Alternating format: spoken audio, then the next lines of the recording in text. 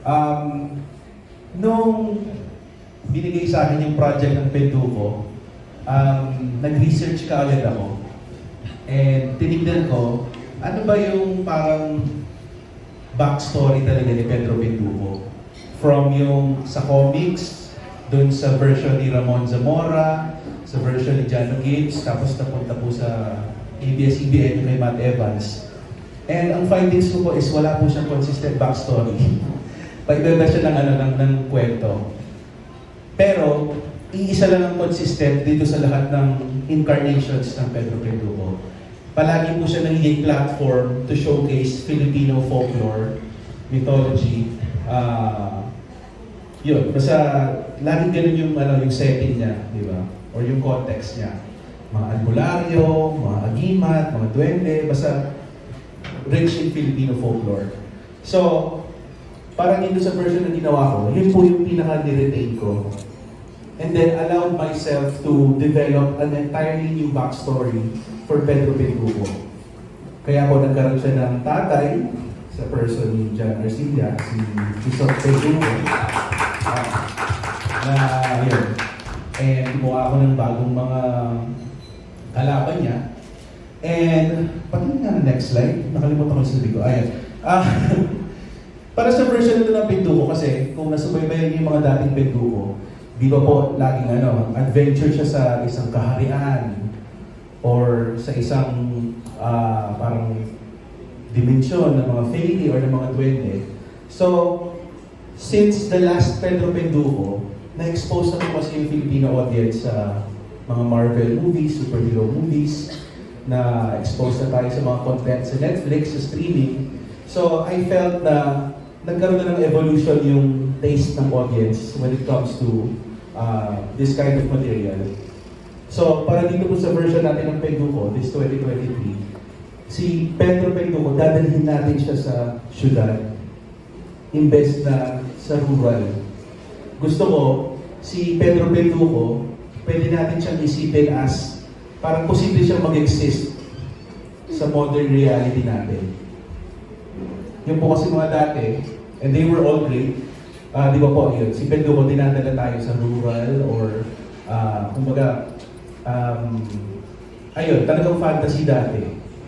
So ngayon, gusto ko, yan, si Penduko, maging siyang posibleng bahagi ng reality ng modern life. Next slide, please. Ayan. So, binigyan natin siya ng, dito sa kwento ko, si Pedro Penduko, pumunta siya sa syudad, nagkaroon ng, isang grounded na trabaho, isang waiter sa isang restaurant.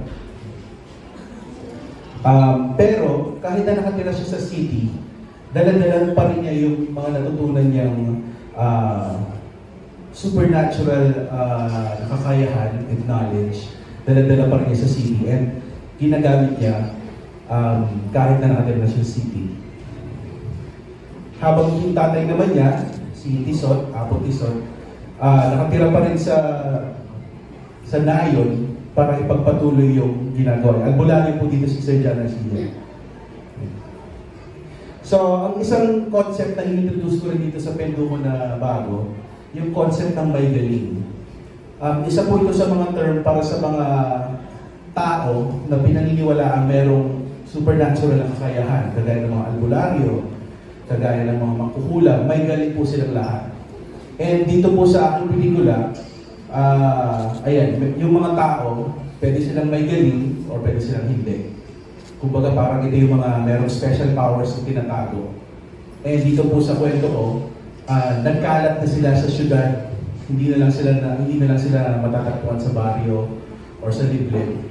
Nasa syudad na rin sila kasama natin. Pwede bawa sa audience ito, isa dito merong may galing. Bawa si Madamo, hindi natin alam, makukulang pala siya. Bakit na? So may ganun po tayong concept dito sa pelikula. And then, dahil nga nagkalat na yung mga may galing sa syudad, merong isang may galing din na businessman na gusto i-gather itong mga may galing sa isang parang underground na company para pwedeng pagkakitaan ng mga may galing yung powers nila.